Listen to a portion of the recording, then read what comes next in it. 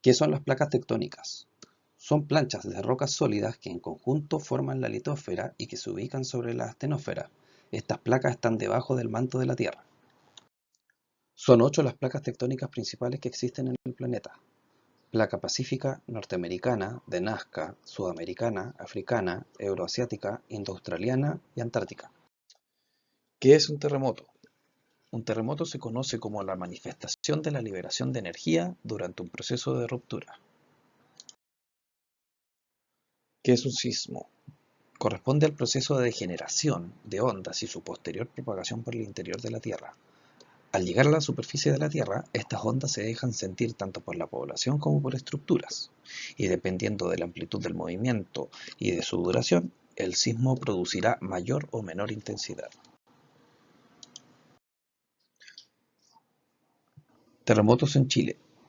Los terremotos más conocidos en nuestro país son relacionados con la convergencia de la placa de Nazca bajo la placa sudamericana.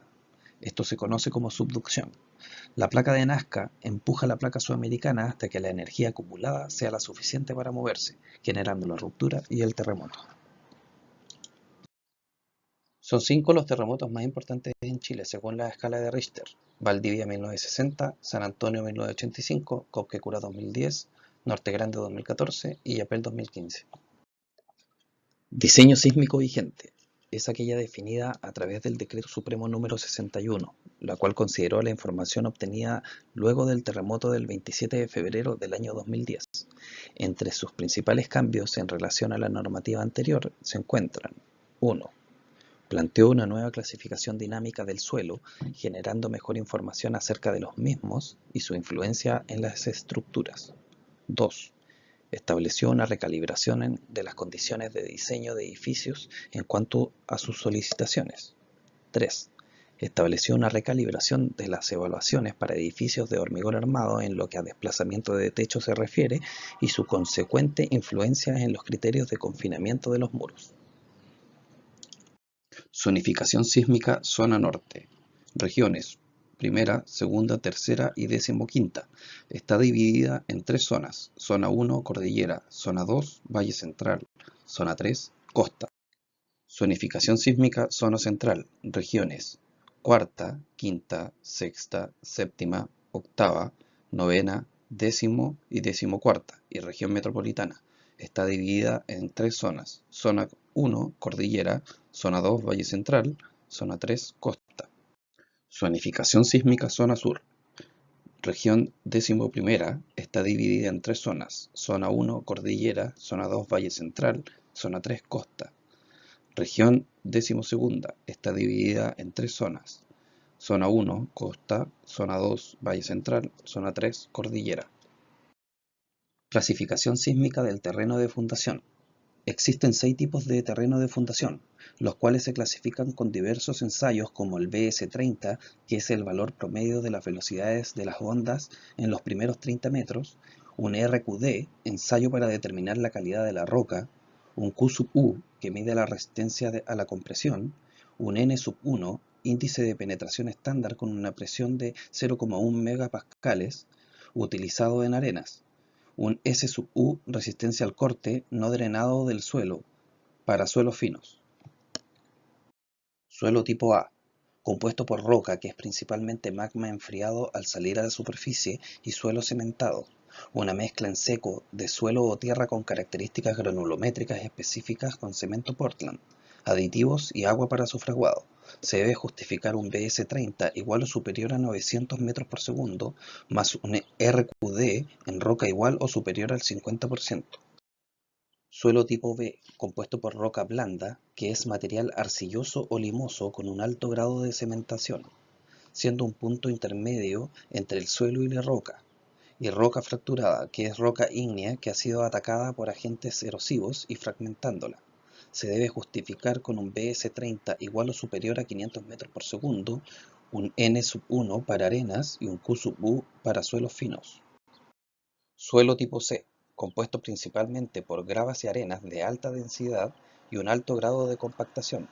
Se debe justificar un BS30 igual o superior a 350 metros por segundo, más N-1 para arenas y Q-U para suelos finos. Suelo tipo D, compuesto principalmente por arenas y gravas con mucha cohesión. Se debe justificar un BS30 igual o mayor a 180 metros por segundo, N sub 1 para arenas y S sub U para suelos finos.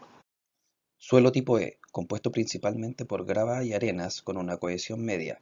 Se debe justificar con un BS30 inferior a 180 metros por segundo, un N sub 1 para arenas y un S sub U para suelos finos. Suelo tipo F, compuesto de arenas, arenas limosas o limos licuables, de suelos colapsables, orgánicos o vegetales. Se requieren estudios geotécnicos especiales para su clasificación. Categoría de ocupación de edificios y otras estructuras.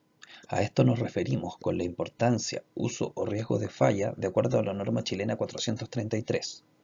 En la siguiente tabla podemos apreciar la naturaleza de ocupación y la categoría de ocupación que ésta tiene, que varía entre 1 y 4. Categoría de ocupación 1.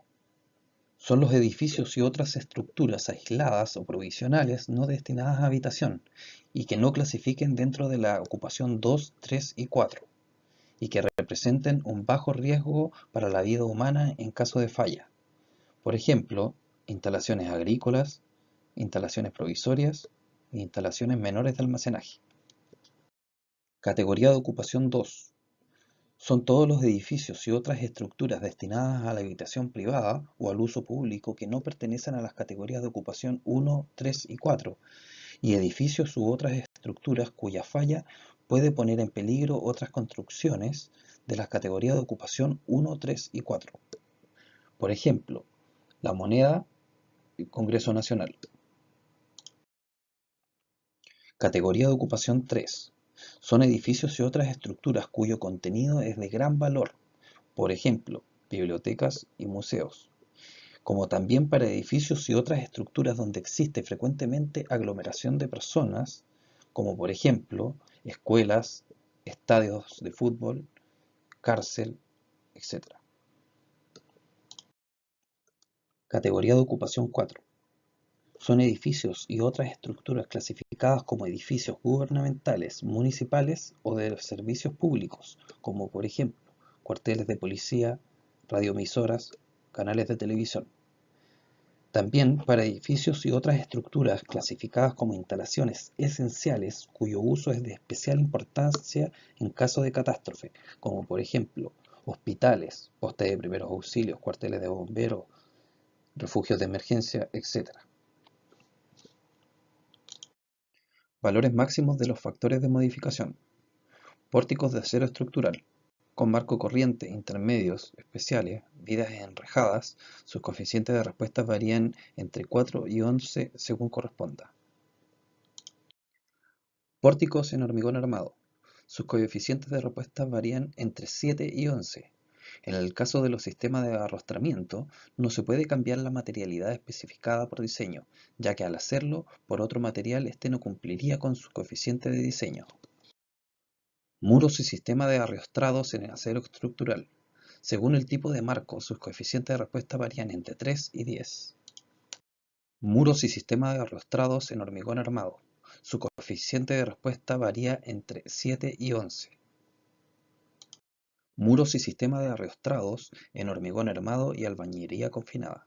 Sus coeficientes de respuesta varían entre 4 y 9, según si se cumple o no un criterio específico. Muros y sistema de arrastrados en madera. Su coeficiente de respuesta varía entre 5.5 y 7. Muros y sistema de arrastrados de albañilería confinada. Sus coeficientes de respuesta tienen ambos un valor de 4. Muros y sistemas de arrastrados de albañilería armada. Según sea el tipo de albañilería, bloques de hormigón o ladrillos de cerámica, su coeficiente de respuesta varía entre 3 y 4.